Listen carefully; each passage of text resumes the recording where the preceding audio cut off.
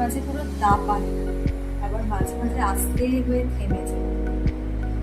একটু আগে দাপাচ্ছিল।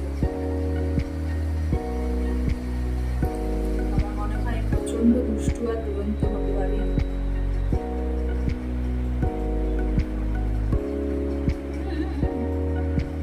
সামনে আসো।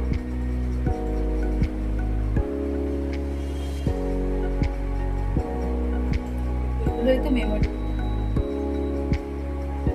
তাই দেখো।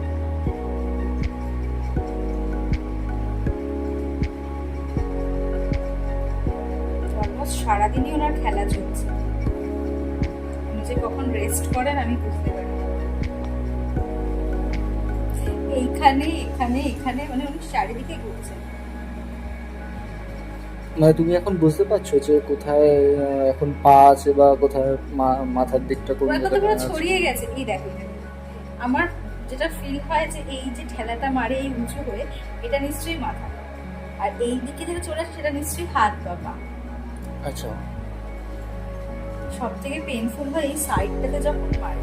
মানে কোনো টাইম আছে কি ও এখানে মাথা মাথা দিয়ে কখনো ওখানে মাথা দেবে বা এখানে মাথা দেবে, তুমি কি কখনো বুঝতে পারো না, যে কখন রোটেট হচ্ছে বা ও কিছু ও করছে? এই এই নাভির দুপাশেই ও ঠেলাটা বেশি করে। আর না হলে নিচে। হ্যাঁ, রোটেট তো করে। আমার মনে হয় আমি এখন ওই আমলকিটা খেয়েছি প্রচন্ড টকটা, ওই জন্য আমার মনে হয় এখন আরো বেশি করে নড়ছে, আর কি খাওয়ার পরে বেশি নড়ছে। কিন্তু মিষ্টি খেলে বেশি নড়ে আমি জানি। এই ছোট্ট বাবা, ছোট্ট সোনা,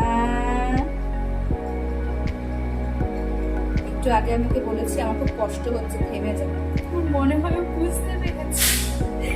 প্রচন্ড জোর লাফাচ্ছিল, এখন একটু কমে গেছে।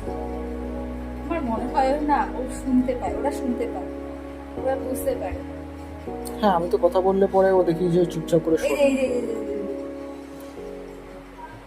আবার হেঁচকিও তোলে। ওই তো মানে উঠলো না একটু। হ্যাঁ হ্যাঁ,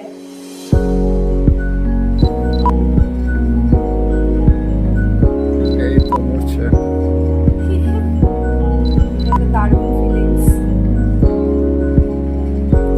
এটা, মানে যে ফিল করে সেই বুঝতে পারে যার ভেতর চলছে।